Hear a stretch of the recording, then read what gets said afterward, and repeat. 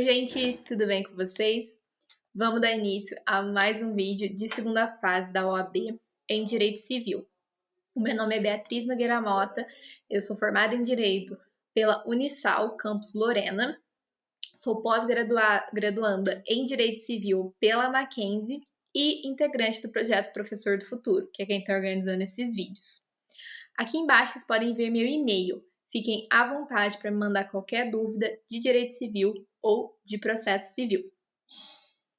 Não deixem também de curtir esse vídeo, compartilhar com um amigo que vai fazer a segunda fase em civil e se inscrever no canal do professor Bruno Criado para ficar por dentro de todos os vídeos que a gente posta por aqui. Não deixe também de conferir a playlist de direito civil com outros assuntos e outros temas para a prova de vocês. Eu acho válido, antes de vocês assistirem esse vídeo, tentarem resolver o exame 33, porque assim vocês entendem os erros das questões e como a AGV ela traz esse padrão de resposta. Sem mais delongas, vamos para a primeira questão. Nessa questão, a gente tem o Carlos, que ele é sócio de uma empresa de tecnologia, e a Bárbara, que é sócia de um hotel. E eles negociam a implantação de um sistema de internet sem fio e o desenvolvimento de um aplicativo. A negociação entre as partes ela é feita via e-mail. No dia 31 de dezembro de 2019, a Bárbara ela envia por e-mail a proposta definitiva de prestação de serviços e do valor para Carlos. A Bárbara enviou uma proposta de R$300 mil por ano pelos dois serviços. E o Carlos, ele envia o aceite no dia 1º de janeiro de 2020, então um dia depois. A Bárbara, ela faz um depósito bancário de R$300 mil, que considera a primeira anualidade, em 2 de janeiro de 2020, então um dia depois que o Carlos aceitou. Na parte da tarde, o Carlos ele liga para a Bárbara e ele pede para desconsiderar a aceitação enviada, porque ele está arrependido. E ele tinha entendido que o valor de 300 mil seria mensal. A Bárbara ela alega que, devido à comunicação escrita entre as partes, que são os e-mails, ela deu o contrato como celebrado e começou a execução, tanto que ela fez o pagamento. O Carlos, então, ele diz que ele devolveria o valor que a Bárbara havia pago. Diante desse impasse, porque a Bárbara queria a execução do contrato conforme tinha sido proposto e aceito, o Carlos não quer, a Bárbara propõe uma ação para exigir de Carlos a prestação. Vamos à pergunta de letra A. Ela diz: o contrato pode ser considerado como celebrado? Justifique. Então, qual é o tema central dessa questão?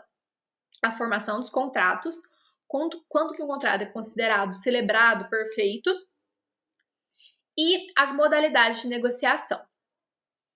Nessa questão, a negociação entre Bárbara e Carlos é considerada entre ausentes. Por quê? Eles não fizeram essa negociação ao vivo, um escutando a opinião do outro, um fazendo propostas e alterações do contrato. Quando é assim, a gente tem uma negociação de pessoas que são presentes. A negociação entre Carlos e Bárbara foi via e-mail, ou seja, entre ausentes, porque um manda, o outro demora um tempo para responder, então é considerado pela doutrina como entre ausentes. E o Código Civil ele traz 2 artigos principais sobre esse assunto, que é o artigo 433 e o artigo 434. Vamos analisar primeiro o artigo 433. Ele diz que consideram-se inexistentes a aceitação se antes dela ou com ela chegar ao proponente a retratação do aceitante. Então, vamos modificar um pouquinho o caso da questão. A Bárbara enviou a proposta e no dia posterior o Carlos aceitou. Se, por exemplo, 10 minutos depois o Carlos ele já tivesse se retratado da aceitação, ela ia ser considerada inexistente. Ou se, por exemplo, na hora que chegou a proposta, o Carlos já se retratou da aceitação, então seria inexistente. Agora, quando que vai ser considerado que os contratos entre ausentes perfeitos?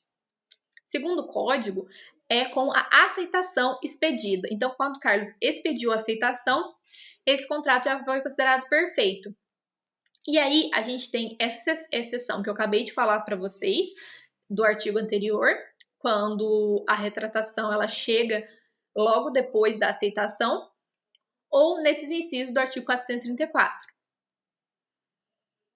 E como vocês podem ver, a situação descrita na questão não se enquadra em nenhuma das exceções.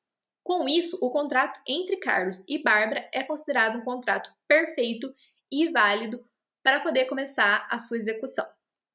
Vamos dar uma olhadinha agora no padrão de resposta da GV. A negociação realizada por correio eletrônico é qualificada como entre ausentes diante da ausência de interatividade imediata entre os interlocutores. Assim, a gente vai usar aqui de referência o artigo 434 do Código Civil, que consagra a teoria da expedição como regra, ressalvando as exceções dos incisos. Na hipótese que a gente está discutindo nessa questão, a comunicação eletrônica um dia após a aceitação e em momento posterior ao pagamento não pode ser considerada como retratação eficaz, conforme os artigos 433 e 434 do Código Civil. Portanto, segue-se a regra segundo a qual os contratos entre ausentes tornam-se perfeitos desde que a aceitação é expedida. Então, esse contrato entre Carlos e Bárbara foi considerado perfeito e o Carlos não pode se retratar devido a essas regrinhas do Código Civil. A questão de letra B diz que, independentemente da questão de direito material, é cabível o ajuizamento de ação monitória? Justifique.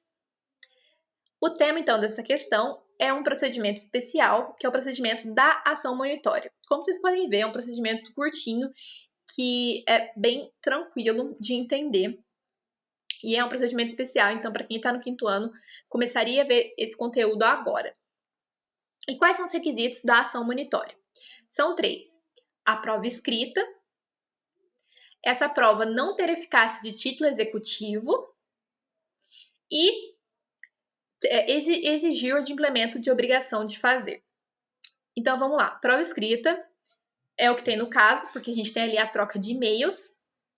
Esses e-mails, eles têm eficácia de título executivo? A resposta é não, porque e-mail não é considerado um título executivo segundo o Código de Processo Civil. O Código de Processo Civil traz uma lista dos títulos considerados que são títulos executivos, e e-mail não tá nessa regra.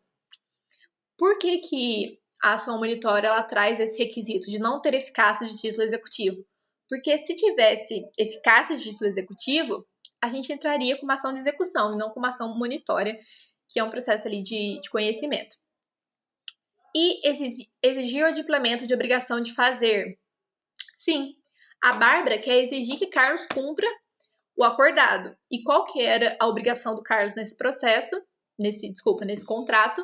A prestação de serviços de internet e desenvolvimento do aplicativo. Então, a gente tem uma obrigação de prestar, uma obrigação de fazer. Vamos à análise agora do padrão de resposta da GV.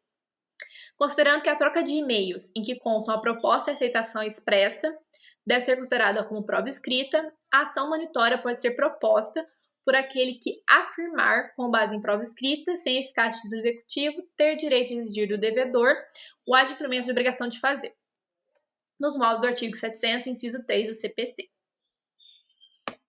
É muito importante, gente, a gente analisar o inciso que cabe cada uma das questões.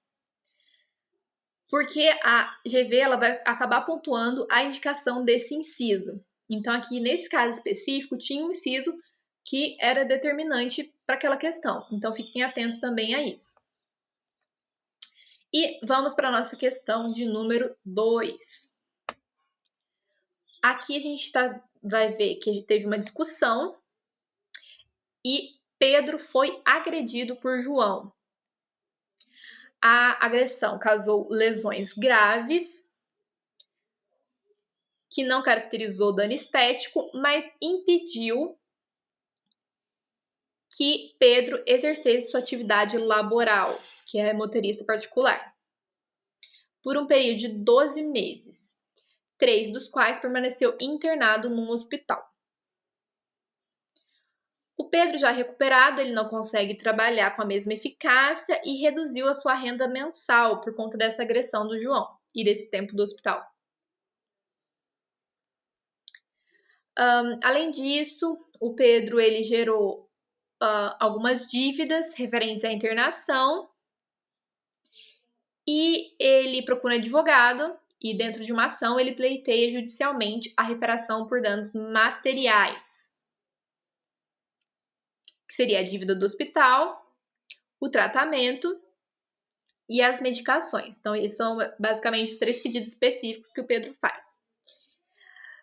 O Pedro também faz o requerimento de danos morais, certo? E os danos morais são julgados procedentes, no valor de R$20.000. Os danos materiais também são julgados procedentes, mas a gente não tem uma fixação do valor específico. Então, aqui, até o enunciado indica que a quantia de danos materiais é uma quantia ilíquida. A sentença, ela transitou em julgado, ou seja, a gente não tem mais possibilidade de recurso e para rediscutir esse processo.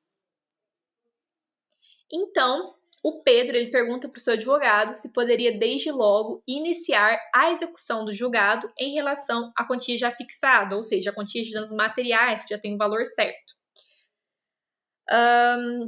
O advogado ele responde que a liquidação de sentença é uma etapa autônoma e necessária e, por isso, deveria ser aguardada. Então, deveria ser primeiro liquidado o valor de danos materiais para depois executar os danos morais também, segundo o advogado do Pedro.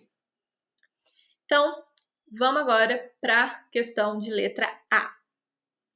Aqui está perguntando, em relação ao dano material, além das despesas com internação, tratamento e medicação, poderia ser incluído algum outro valor de reparação na composição da indenização? Qual seria? Então, como vocês podem ver, a OAB ela sempre cobra uma questão de direito material e uma questão de direito processual. Nessa questão específica, dessa agressão sofrida por Pedro, a OAB ela pergunta, né? Quais são os valores de indenização, o que entraria ali, o que poderia ser requerido e poderia ser deferido para Pedro. Então, o tema central dessa questão é a responsabilidade civil pelo cometimento de ato ilícito. Por que eu estou colocando como ato ilícito? Porque foi uma agressão. A agressão não é considerado um ato ilícito, né, gente? Então, por isso que a gente vai discutir essa questão da responsabilidade civil. E eu trouxe 2 artigos de referência para essa questão, que é o artigo 944 e o artigo 950 do Código Civil. O artigo 944 diz que a indenização mede-se pela extensão do dano. Então, a gente precisa analisar, no caso concreto, até onde chegou o dano sofrido por aquele ato ilícito. Então, ali, no enunciado até consta, né, que o Pedro ele ficou sem trabalhar, que mesmo depois que ele voltou a trabalhar por conta das lesões, ele não tem a mesma eficácia, então ele não deve trabalhar tanto, que ele gastou com medicamento, que ele gastou com tratamento. O parágrafo único do artigo 944 diz que, se houver excessiva desproporção entre a gravidade da culpa e o dano, poderá o juiz reduzir equitativamente a indenização. Então, aqui basicamente diz que se a culpa ela não for tão alta, vamos colocar assim, em relação ao dano, vai reduzir esse valor da indenização. Agora, o artigo 950 diz que se da ofensa resultar defeito pelo qual o ofendido não possa exercer seu ofício ou profissão, ou se lhe diminua a capacidade de trabalho, que é o que aconteceu conforme anunciado, a indenização, além das despesas do tratamento e lucros cessantes até o fim da convalescença, incluirá a pensão correspondente à importância do trabalho para que se habilitou.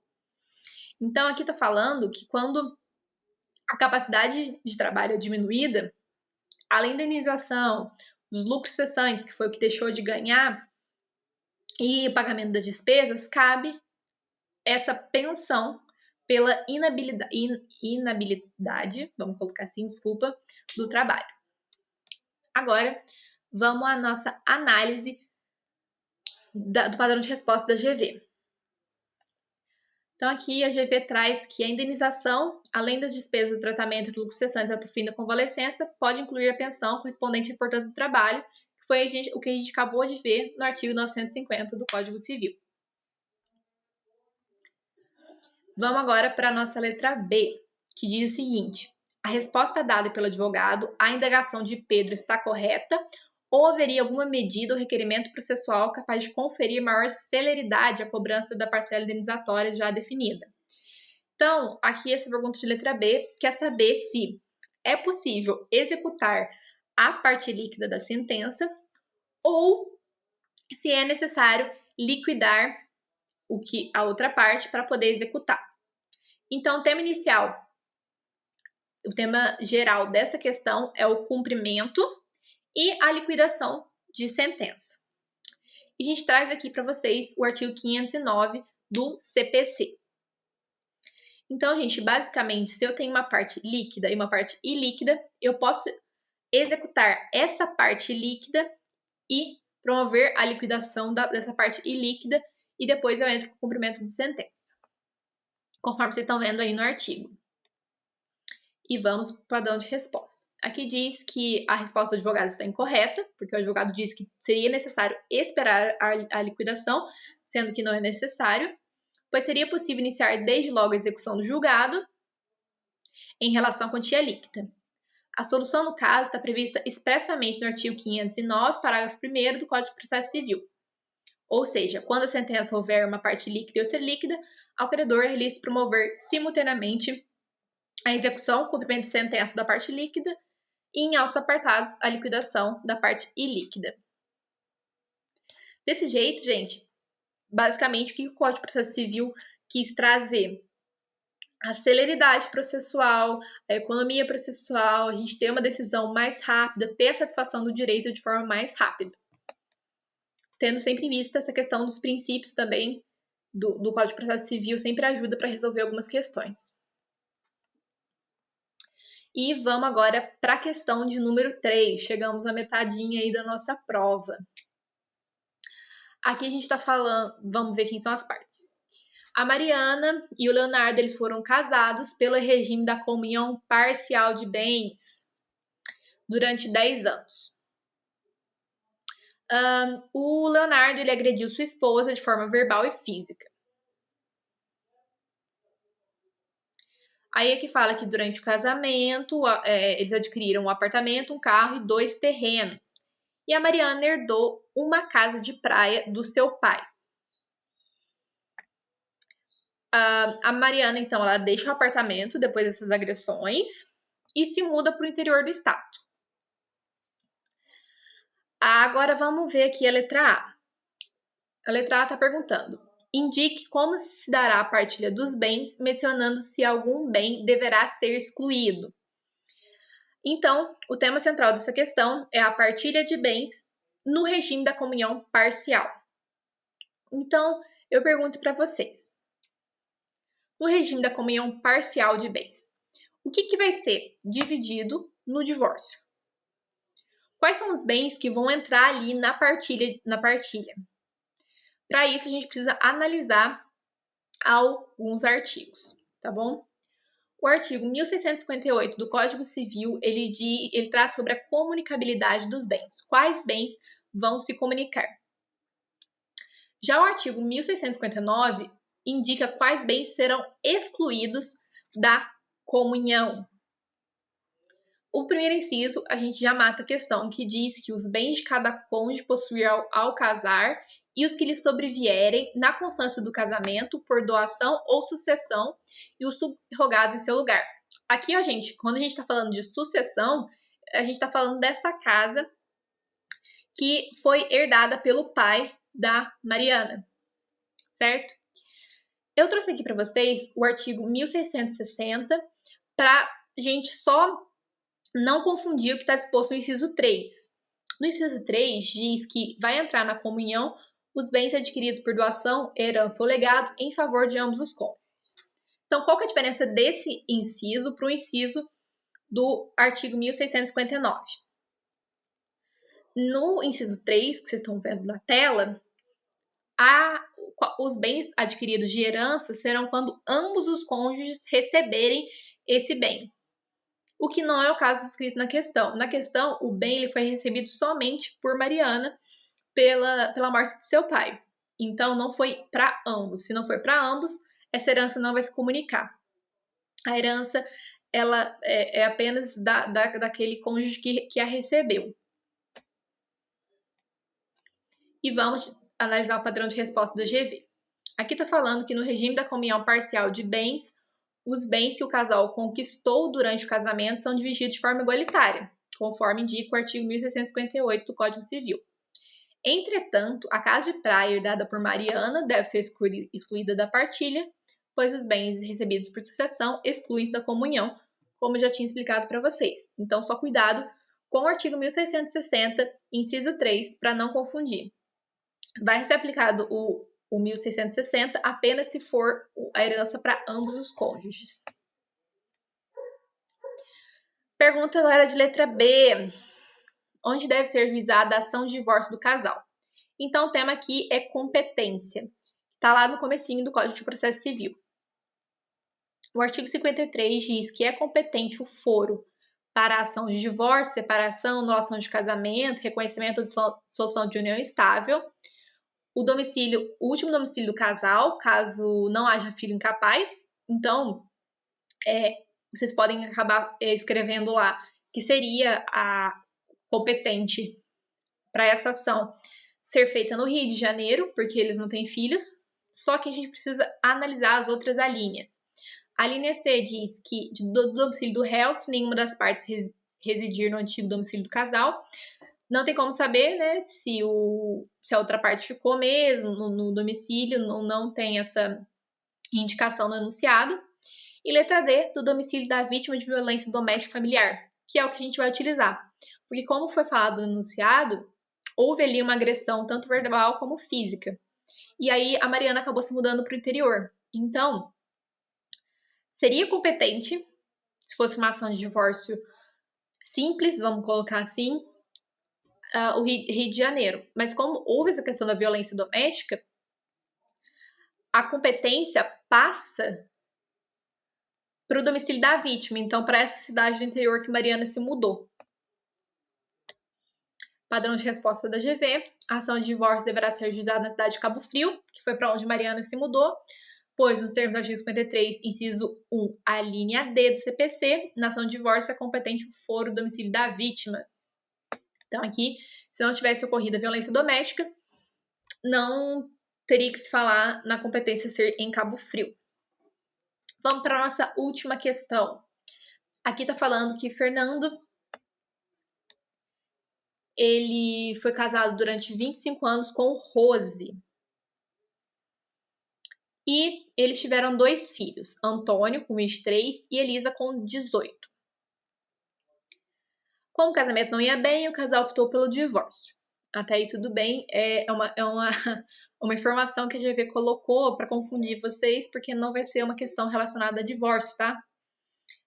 Mas, enfim.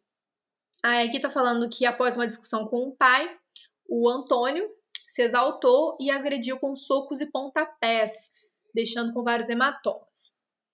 O Fernando, então, ele rompe o relacionamento com o Antônio e faz um testamento com o objetivo de deserdar Antônio. A letra A pergunta: Fernando pode deserdar o filho? Justifique. Então, aqui, basicamente, o tema é sobre a deserdação, que está ali disposto nos artigos 1962 e 1961 do Código Civil. A deserdação, ela é cabível, é possível você dispor em testamento que você não quer que aquele herdeiro receba a sua parte, desde que seja nas hipóteses desses 2 artigos. Então, eles trazem uma lista de quem pode e de quais situações é cabível a deserdação. Agora, eu trouxe para vocês aqui também a questão da exclusão da herança, para vocês não confundirem, que está presente no artigo 1814 do Código Civil. Na exclusão da herança, Também são hipóteses específicas previstas, mas aqui eu vou ter uma ação para excluir aquele herdeiro. Enquanto na deserdação, esse herdeiro ele é excluído por testamento. Então, é essa a diferença entre a deserdação e a exclusão. Padrão de resposta da GV. A ofensa física autoriza a deserdação dos descendentes nos termos do artigo 1962, inciso 1. Agora, letra B. Questiona. Fernando veio a falecer antes de realizar o testamento e seus únicos herdeiros legais são Antônio e Elisa. Então, ali com o divórcio, né, a Rose ela não é mais herdeira, porque já houve a partilha do bens no divórcio. Os irmãos não querem brigar, estão em consenso e querem realizar o inventário do pai. É possível realizar o procedimento em cartório? Justifique. Então, o tema central aqui dessa questão é o inventário. E aí, o Código de Processo Civil ele traz duas possibilidades. O inventário judicial e o inventário extrajudicial, que é feito em cartório, como é o que eles querem ali na questão. O inventário ele vai ter que ser judicial quando eu tenho interesse de incapaz. Então, por exemplo, se os filhos fossem menores, se Elisa ou Antônio fossem menores de 18 ali, teria que ser judicial. Sendo todos interessados capazes e concordes com seus termos, o inventário e a partilha podem ser realizados por escritura pública, ou seja, no cartório, nos termos do artigo 610, parágrafo 1º do CPC. Agora, gente, eu trouxe algumas diquinhas para vocês, mais voltadas para direito civil. A primeira dica que eu trago para vocês é estudar as principais leis esparsas. O edital do GV, ele traz que não só o Código Civil, o Código de Processo Civil e a Constituição Federal, mas as leis civis esparsas também. Então, o que eu aconselho a vocês? A lerem a Lei de Alimentos, a Lei de Locação, que foi uma lei que já caiu em outras provas. Deem uma olhadinha na LGPD, apesar de ser uma lei mais nova, talvez eles possam cobrar nessa prova. Não esqueçam de ler o CDC também, o Código de Defesa do Consumidor, porque já vi questões, nessa prova não teve, mas já vi questões de direito do consumidor aqui. Então, assim, tentem estudar algumas leis esparsas que estão mais em vogas.